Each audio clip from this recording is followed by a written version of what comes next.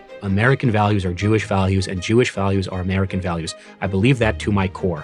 We are here for a purpose as Americans. We are part of the greatest experiment in human history. We are part of the greatest nation on planet Earth. What an honor it is every day to be part of a story, not only as an American, but as a Jew. And it is an honor that I get to put on a kippah. It is an honor that I get to call myself a Jewish person, compounded with the fact that I live in the freest, most democratic, most pluralistic country in the world, the United States of America. And that is a country worth fighting for. Thank you so much for watching this video, and if you want to see more great content from PragerU, please consider making a tax-deductible donation, and I'm looking forward to keeping the conversation going.